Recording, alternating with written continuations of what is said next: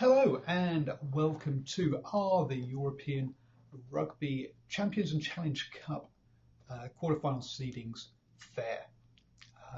Because there's been some talk over this weekend as to how they got to the quarterfinals, and so let's have a quick chat about if that's the right way to do things. Hi, I'm Paul, the guy behind DrivingMaul, your best place rugby predictions and opinion. Thank you very much for joining me. So this weekend we had some interesting results that led to 3 of the 4 quarterfinals of the Challenge Cup basically being replays of the group phases.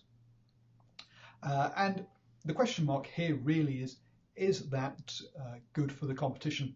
And is it a fair way of deciding things? Well, the fair way of deciding things I think we'll leave until we actually start talking about the Champions Cup ones. But for the Challenge Cup, let me just read you through the quarterfinals and explain it to you. So Clermont faced Northampton. They've already played each other twice.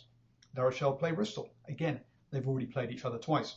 Sale host Connacht, who have also played each other twice. And finally, Worcester host Harlequins, who are from the other 2 pools. When you've got 5 pools and the winners of those 5 get into the quarterfinals, it's only possible to have 3 being replays. You can't have all 4 of them being replays. So the maximum number could be replays. Now, obviously the way the seeding works is the more points you get, the higher the seeding you are, and if you win your group, you're in the top 5 seeds. So, if a team is seeded number 1, and they've done that probably via winning 6 out of their 6 games, which means that the person who comes in second has automatically lost 2 games, which is a fair chance then that they're going to be one of the lower ranked best second sides if they get through. So there's a fair chance that this kind of stuff could happen. Now, not only is there the fairness side of is it really fair to play a team for the 3rd time, but also it's one for the fans. Do the fans want to travel to somewhere they've already travelled? Do the people, spectators, want to watch a game that has already been played and we've seen or played twice even? Again, is it going to maintain the interest in the competition? So I did a little poll on Twitter and asked how it should be done. Should we do it purely through seeding, which is how it's done now? Should the home sides be seeded and we draw who they play against away?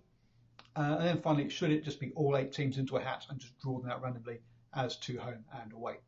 The results, well, they were pretty even. 37% said stay as we are now, which is the highest percentage.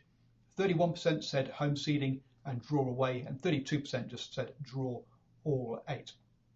So the idea between the home seed and drawing away would be that you wouldn't allow a team to play a team they've already played already, and that way you'd still get an advantage from becoming top seed because you get the home side, but it would maintain the fans' interest because we would have all the teams, or we would have different games for people to watch rather than the same game all over again. So that's the kind of the reasoning behind that. And I say the majority said stay the same, but then again, 60% said let's have some kind of draw and not stick with the same. So it's not a clear-cut decision as to which way it should be. Then, if we go into the Champions Cup ones, going into the last round of games, we had Toulouse and Leinster playing in their pool. Now, if Toulouse won with a bonus point, as a lot of people were predicting that they would do, then they would have had Leinster in the quarterfinals yet again. Instead, they beat Wales. They beat Bath, with the victory, but no bonus point. And so there is a question mark there of were Toulouse really incentivised to do as well as they could, or is this a step in the direction of sort of match fixing where you actually choose not to play your best? And the whole idea of sport is you try and win as well as you can. That's kind of what we want to see in games. We don't want to see teams deliberately trying to perform below what they can do in this. Now, I've had some flack on Twitter saying to me, look, that's not showing Bath enough respect, and Bath actually played well enough here, so they wouldn't have given up that try bonus point. And maybe that is correct. But what that meant was we ended up with the below Champions Cup quarterfinals. So Saracens host Glasgow, a team that have played each other twice already. Edinburgh host Munster, so two teams from different pools, or two winning teams from different pools, which is always going to be the case. And then the last two were Leinster, now hosting Ulster, and Racing hosting Toulouse. Now, I say if Toulouse had won by a bonus point, Ulster and Toulouse would have switched around, and we'd have then had Leinster against Ulster and Toulouse again, and Racing 92 against Ulster again. So those would have we would have had 3 out of 4 being from the same pools. Now, to me, because you don't play all the games at the same time, and from a TV scheduling point of view, that would be the incorrect sort of thing to do. There is an advantage there for teams who play later on, knowing A, what they need to do to qualify, but also in this case, Toulouse have had known that actually they could qualify worse than potentially they could, and maybe get what some would consider an easier quarter-final out of it. Now, I think that idea that you can actually play less well than you should do and get, or less well than you can do, not actually should, because perhaps you should aim for the easy quarter-final, but that you can actually be incentivized to play less well than you can. I think that shows that we've got the wrong structure here in this. I do think the top teams deserve to be able to earn that semi-final, home quarter-final position. We're not generally in the same situation as we were a few years ago. We had an Italian team in there, which would guarantee you try bonus points. Now all the sides are there on merit. However, Lyon this year did play absolutely abysmally in this competition, even if they did earn their space in it.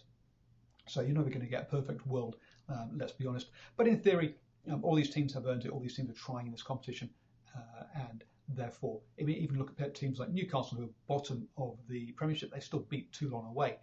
So you can see they were trying and getting good results in this competition. So I think yes, the seeding the top 4 teams by how many points they've got in the group stages to decide who gets home advantage in the quarterfinals is the right thing.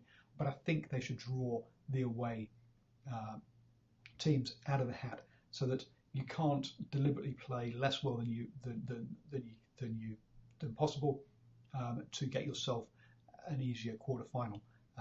Now, whether that did or didn't happen is open to debate, and I've not actually seen the game, but I say people tell me that weather conditions and also Bath's playing style stopped Toulouse from being able to get that try bonus point, and maybe that is correct. But I think just the possibility and the image that it can go another way is something that we should rub out and not have as even a possibility.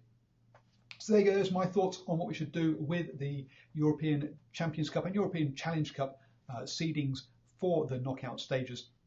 Let me know your thoughts on that down below. Always up for a good old rugby chat. And then also up there, you can subscribe to the channel. Down there, there is a link to my Patreon, so you can then join me on this journey as I go full-time doing all this kind of stuff and give you some wonderful exclusive content on there. And then the algorithm, the YouTube AI reckons there's 2 videos over there that you'll artificial intelligence that will love. So go ahead and check those out.